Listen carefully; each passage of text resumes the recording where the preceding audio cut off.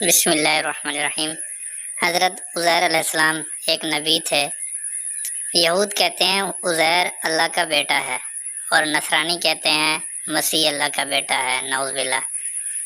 یہ قول صرف ان کے منہ کی بات ہے، اگلے منکروں کی بات کی یہ بھی نقل کرنے لگے۔ اللہ انہیں غارت کرے وہ کیسے پلٹائے جاتے ہیں۔ التوبہ 9 آیات 30۔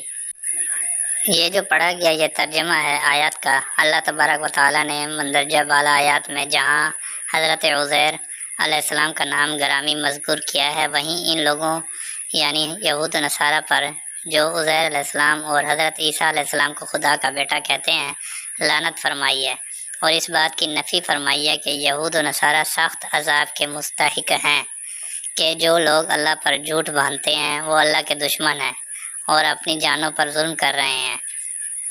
ایسے لوگوں کے لیے جہنم کی آگ تیار کی گئی ہے جس میں وہ ہمیشہ رہیں گے۔ اللہ تعالیٰ واحد ہے، اس کا کوئی شریک نہیں ہے۔ سورۃ بقرہ کے واقعے کے بارے میں مفسرین لکھتے ہیں کہ ایک برگزیدہ ہستی اپنے گدھے پر سوار ایک ایسی بستی سے گزری جو بالکل تباہ و برباد اور کھنڈر ہو چکی تھی، اور وہاں ہر طرف تباہی بربادی کے آثار تھے۔ وہاں کوئی ذی روح نہیں تھا۔ یہ ویرانہ اور کھنڈر اور تباہ حال ویرانہ پھر کیسے آباد ہوگا، اور یہ مردہ بستی کس طرح دوبارہ زندگی اختیار کرے گی؟ یہاں تو کوئی ایسا سبب بھی نظر نہیں آتا۔ اللہ تبارک و تعالیٰ نے اسی جگہ ان کی روح قبض کر لی۔ وہ 100 برس تک مردہ حالت میں وہیں پڑے رہے۔ 100 برس گزر جانے کے بعد اللہ تعالیٰ نے ان سے پوچھا، بتاؤ کتنے عرصے اس حالت میں رہے؟ وہ جب تعجب کرنے پر موت کی نیند سوئے تھے تو دن چڑھنے کا وقت تھا، اور جب دوبارہ زندگی پائی تو آفتاب غروب ہونے کا وقت تھا۔ اس لیے انہوں نے جواب دیا، 1 دن یا اس سے بھی کم۔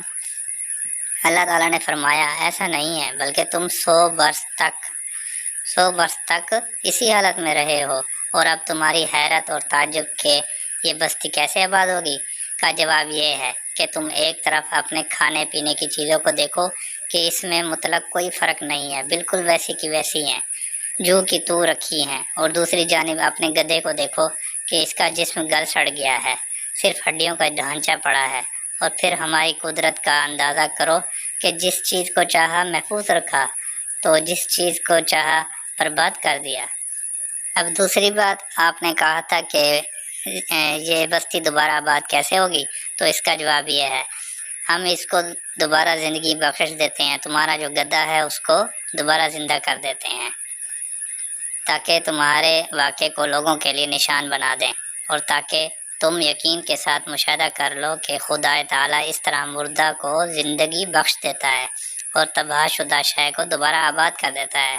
چنانچہ اس بزرگ نے قدرت الہی کے یہ نشانات دیکھنے کے بعد شہر کی جانب نظر کی تو اس کو پہلے سے زیادہ آباد اور پر رونق پایا، کیونکہ وہ 100 سال کے بعد جا رہے تھے دوبارہ شہر۔ تب انہوں نے اظہار عبودیت کے بعد یہ اقرار کیا کہ بلا شبہ تیری قدرت کاملہ کے لیے یہ سب کچھ آسان ہے، اور مجھ کو علم الیقین کے بعد عین الیقین کا درجہ حاصل ہو گیا ہے۔ اللہ تعالیٰ نے ان کے گدھے کو دوبارہ زندہ کر دیا، ان کو دوبارہ گوشت وغیرہ ہڈیاں وغیرہ جڑ گئی سارا، تو وہ ان کو گدھے کو لے کر اپنی بستی کی طرف چل دیے۔ آپ فوراً اللہ کے حضور سجدہ ریز ہو گئے اور فرمایا، یا باری تعالیٰ، میں خوب جانتا ہوں کہ تو ہر شے پر قادر ہے، تو خالق و مالک ہے۔ اب مجھے عین الیقین ہوا۔ آپ علیہ السلام اسی گدھے پر سوار ہو کر اپنی رہائش گاہ پر اپنی بستی میں تشریف لائے۔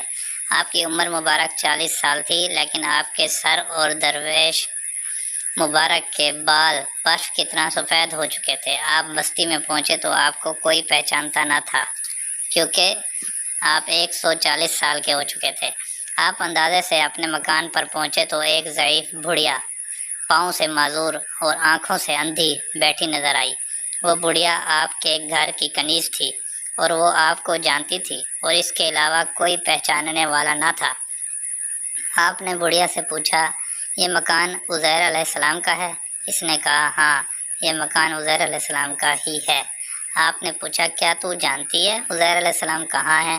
وہ آپ کو سن کر رونے لگی اور کہنے لگی، انہی تو 100 برس گزرے گئے ہیں، ان کا تو کوئی پتہ نہیں ہے کہ وہ کہاں ہے۔ اس پر آپ نے فرمایا، میں عزیر ہوں، اللہ تعالیٰ نے مجھے دوبارہ زندگی عطا فرمائی ہے کہ 100 برس پہلے میں فلاں آبادی جو ویران ہو چکی تھی میں مر گیا تھا اور 100 سال تک وہیں مردہ پڑا رہا۔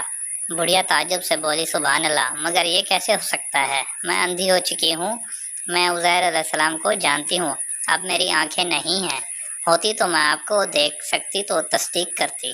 اس پر عزیر علیہ السلام جو مستجاب الدعوات یعنی جن کی دعا قبول ہوتی تھی نے نابینا عورت کے لیے اللہ سے دعا مانگی تو نابینا کو آنکھیں عطا فرمائی اللہ نے اپنے پیارے نبی کی دعا قبول فرمائی اور اس عورت کی آنکھیں ٹھیک ہو گئیں۔ بینائی آتے ہی اس عورت نے آپ کو پہچان لیا۔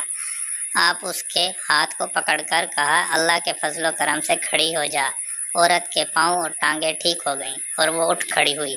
اس عورت نے مسرت سے آپ کے ہاتھ چوم لیے اور چلائی یہی اللہ کے نبی حضرت عزیر علیہ السلام ہیں، میں گواہی دیتی ہوں۔ وہ آپ کو لوگوں کے ایک مجمع میں لے گئی جہاں آپ کے فرزند نے موجود تھے۔ ان کی عمر تقریباً 118 سال ہو چکی تھی۔ بڑھیا نے مجلس میں شریک لوگوں کو پکار کر کہا اے لوگوں، انہیں پہچانو کہ یہ حضرت عزیر جو 100 سال پہلے گم ہو گئے تھے یہی ہیں، اور اللہ کی قدرت کاملہ نے انہیں دوبارہ زندگی عطا فرمائی ہے، اور اس کی کھلی دلیل یہ ہے کہ میں جو معذور اور اندھی تھی ان کی دعا سے اللہ نے مجھے شفا دی اور آج میں اپنے پاؤں پر کھڑی تمہارے درمیان موجود ہوں اور تمہیں دیکھ رہی ہوں۔ اہل مجلس نے آپ کو پہچاننے سے انکار کر دیا اور بولے یہ کیسے ہو سکتا ہے؟